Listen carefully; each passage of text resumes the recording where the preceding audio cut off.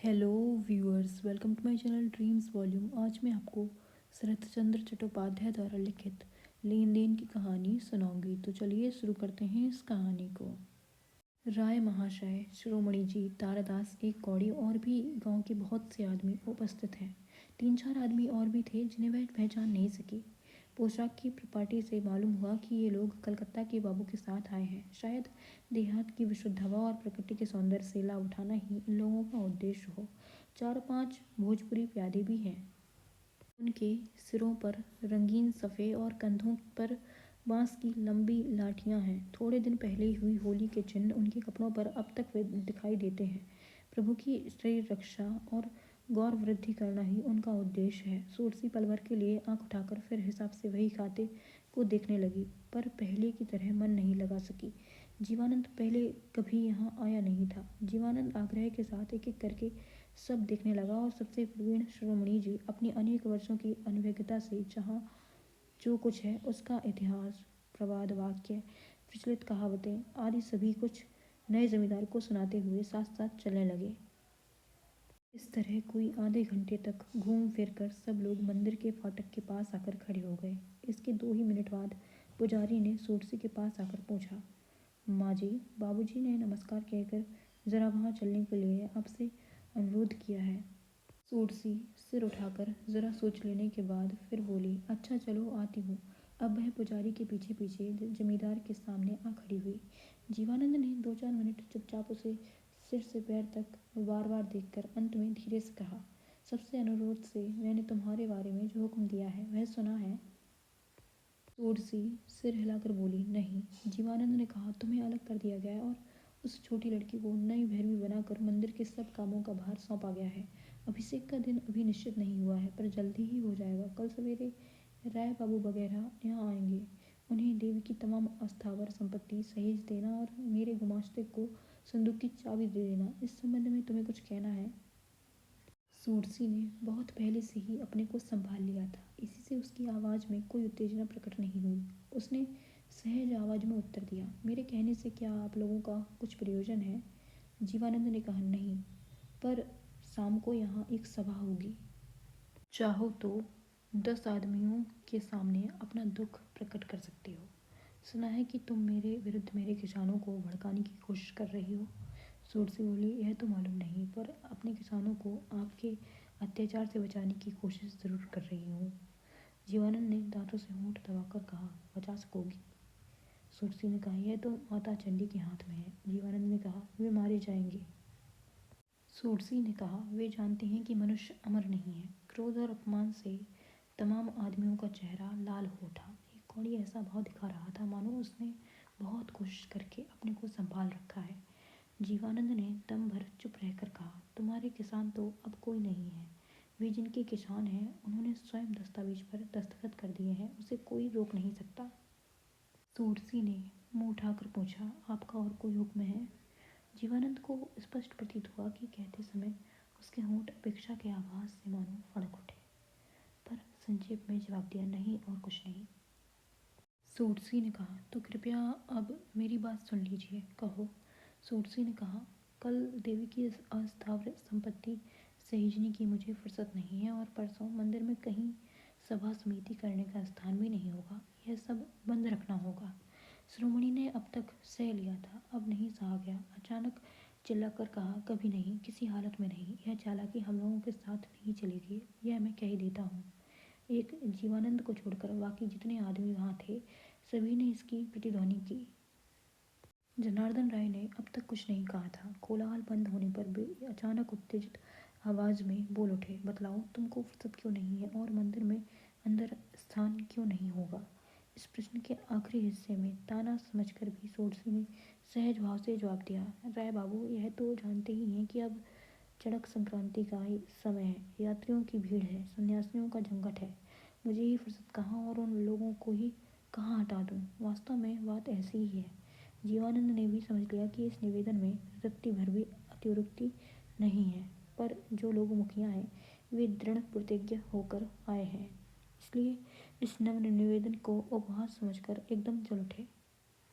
जनार्दन राय अपना महत्व और बड़प्पन भूलकर चिल्ला उठे, सभा तो होगी ही, मैं कहता हूँ अवश्य होगी। उपस्थित भीड़ में से किसी ने सोरसी के प्रति एक सख्त आवाज तक कह डाली। वह बात सोरसी को स्पष्ट सुनाई दी और साथ ही साथ उसका चेहरा बहुत गंभीर और कठोर हो गया था। पल भर चुप रहकर उसने खासकर जीवानंद को लक्ष्य करके कहा, झगड़ा करने में मुझे घृणा मालूम होती है, उसके लिए अभी मौका भी नहीं है। यह बात अपने अनुचरों को समझा दीजिएगा, मुझे फुर्सत कम है। आप लोगों का काम हो गया हो तो मैं अब जाती हूँ। इस कंठ स्वर और इस प्रकार की अवहेलना से जीवानंद को भी बहुत चोट लगी और उसका कंठ स्वर भी तीक्ष्ण हो उठा। उसने कहा, परंतु मैं हुक्म दिए जाता हूँ, कल ही यह सब होगा और होना ही चाहिए। हाँ, जबरदस्ती, सुविधा अशुविधा कुछ भी क्यों ना हो। हाँ, सुविधा अशुविधा की कुछ परवाह नहीं। सोरसी ने अब तर्क नहीं किया। पीछे ताक कर इशारे से एक आदमी को बुलाकर पूछा, सागर तुम्हारी तैयारी है ना? सागर विनय के साथ बोला, हाँ माँ जी, तुम्हारे आशीर्वाद से किसी बात की कमी नहीं है। सोरसी ने कहा, बहुत अच्छा। जमींदार के लोग कल यहाँ वलवा करना चाहते हैं, पर मैं यह नहीं चाहती। मेरी इच्छा नहीं है कि उत्सव के समय यहाँ किसी तरह का खून खराबा हो, पर ज़रूरत पड़ी तो सब कुछ करना होगा। तुम लोग इन आदमियों की पहचान कर लो, इनसे कोई भी कल मंदिर के आसपास ना आने पाए। एकदम मारपीट नहीं करना, सिर्फ गर्दनियाँ देकर निकाल देना। अब वह किसी तरफ न देखकर धीरे से मंदिर के अंदर चली गई। सोरसी को लोग 20 वर्ष से देखते आए हैं। किसी को मालूम भी नहीं था कि उसको जानने में कुछ भी बाकी है, पर आज उसके स्वभाव के इस असाधारण अंश का प्रथम परिचय पाकर जमींदार से लेकर सिपाही तक सभी मानो पत्थर की मूर्ति की तरह स्तब्ध हो गए। चैत की संक्रांति का उत्सव निर्विघ्न हो गया। कोई उपद्रव नहीं हुआ। यात्री लोग घर लौट गए। दुकानदार दुकान उठाने लगे। गेरुआधारी बनावटी सन्यासी आवश्यकता समझने लगे। वो हवा का वही पुराना अभ्यस्त झरना बहने लगा। केवल चंडीगढ़ की भैरवी के शरीर में न मालूम किस रोग ने घर कर लिया है।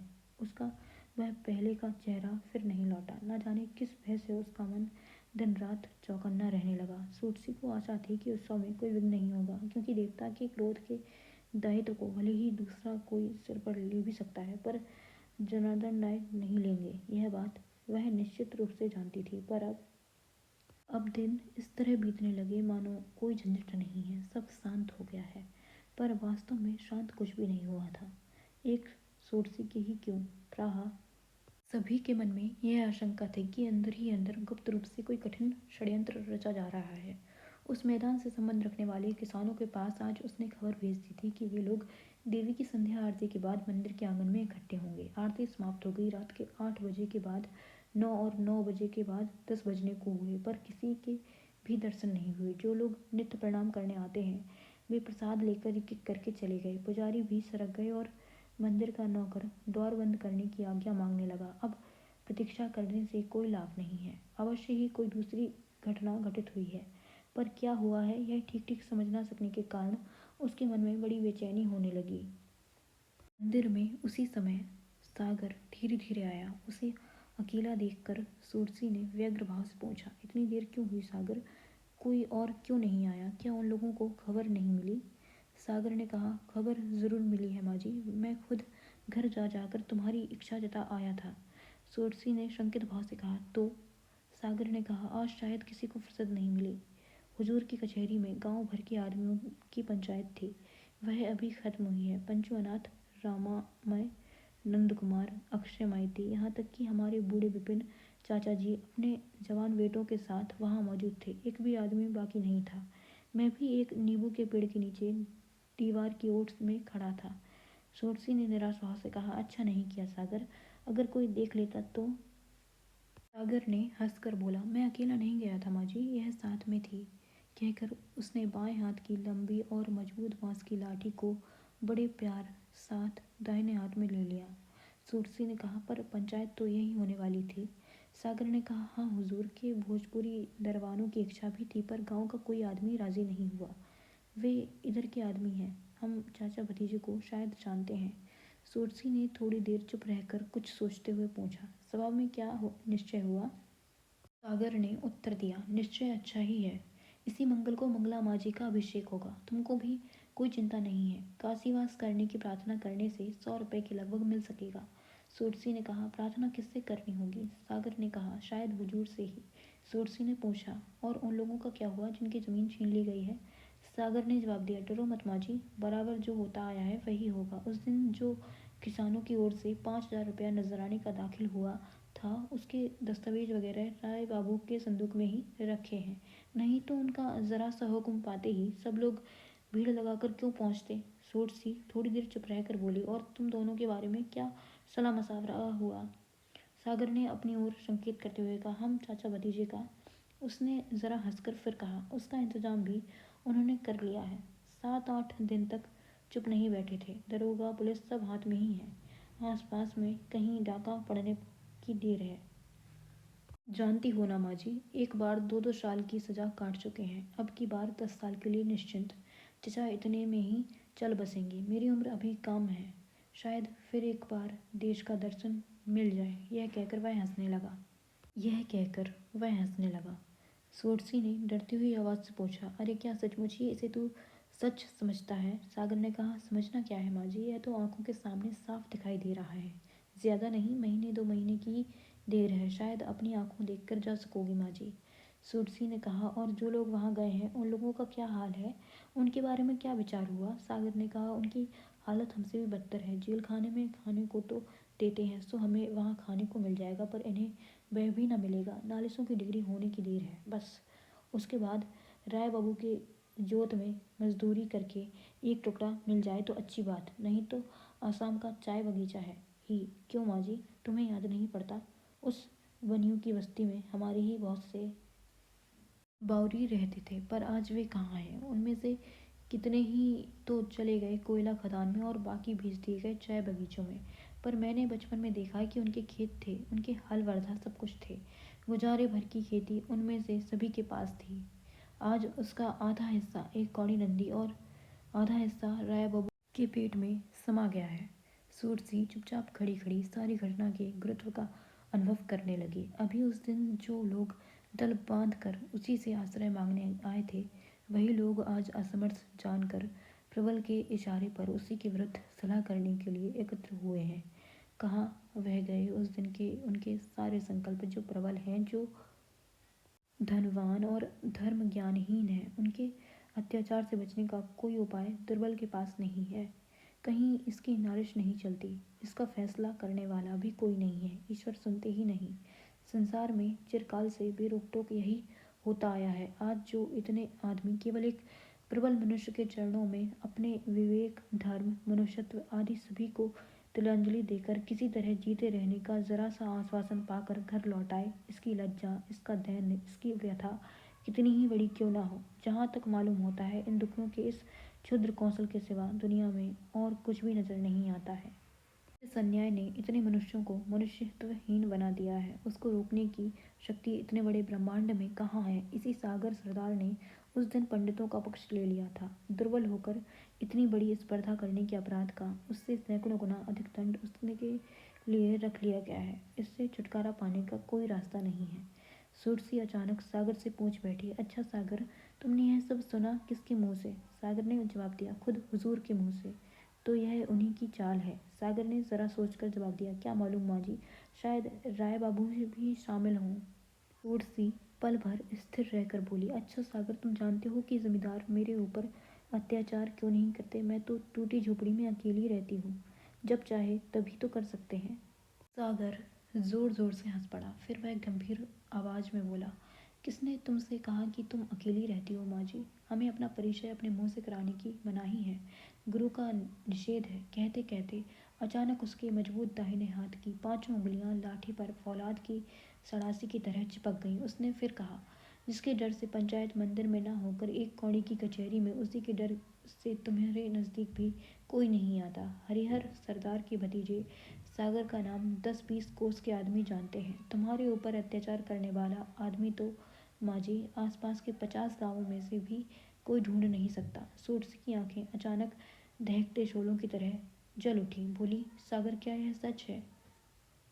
सागर झुककर उसी दम हाथ की लाठी सोरसी के पैरों में रखकर बोला, माँ जी ऐसा ही दुआ दो कि मेरी बात झूठी ना हो। सूरसी की दृष्टि एक बार जरा कोमल होकर फिर वैसे ही तीव्रता से जलने लगी। उसने कहा, सागर, मैंने तो सुना है कि तुम दोनों की जान की परवाह नहीं होती। सागर हंसता हुआ बोला, मैं ऐसा बिल्कुल नहीं कहता माँ जी कि तुमने झूठ सुना है। सूरसी की आंखों में जैसे कोई दृढ़ संकल्प उमड़ आया था। उसने कहा, सिर्फ जान दे ही सकते हो, ले नहीं सकते। जरा हुक्म देकर आज रात को ही जांच कर लो ना माँ जी। यह कहकर सागर ने ज्यों ही सूरसी के मुंह पर आंखें जमा कर ताका, त्यों ही सूरसी डर और आश्चर्य से एकदम निर्वाक हो गई। सागर की दृष्टि पल भर में बदल गई है। उसमें वह स्वाभाविक दीप्ति नहीं है, वह तेज नहीं है, वह कोमलता न जाने कहाँ छिप गई है। उसके स्थान पर निष्प्रभ, संकुचित, गंभीर दृष्टि है, मानो यह वह सागर है ही नहीं, मानो यह कोई और आदमी है। उसने शांत, कठिन और भारी स्वर में कहा, रात ज्यादा नहीं हुई है, अभी काफी समय है, इसीलिए चंडी माता का दरवाजा अभी तक खुला है। तुम्हारा हुक्म मैंने सुन लिया माँ जी, बहुत अच्छा वही होगा माँ जी। पाप का अंत यहीं किए देता हूँ। कल सवेरे ही सबको मालूम हो जाएगा कि तुम्हारा सागर सरदार सीखी नहीं मार गया है। उसकी पुश्तैनी बांस की लंबी लाठी तब तक सूरसी के पैरों के नीचे पड़ी थी। वह झुककर उसे उसी दम हाथ में लेकर सीधा खड़ा हो गया। सूरसी ने कुछ कहने की कोशिश की। उसके होंठ कांपने लगे। मना करना चाहा पर गले से आवाज नहीं निकली। भूडोल के समय के समुद्र की तरह उसकी छाती के अंदर खून हिलोरे मारने लगा और पल भर के लिए सागर की ऐसी अनेक घातक मूर्तियां उसकी आंखों के सामने से हट गईं। सागर ने कहा, पर वह सूरसी को समझ में नहीं आया। केवल इतना ही मालूम हुआ कि वह दंडवत प्रणाम करके वह तेजी से अपने घर की ओर जा रहा है।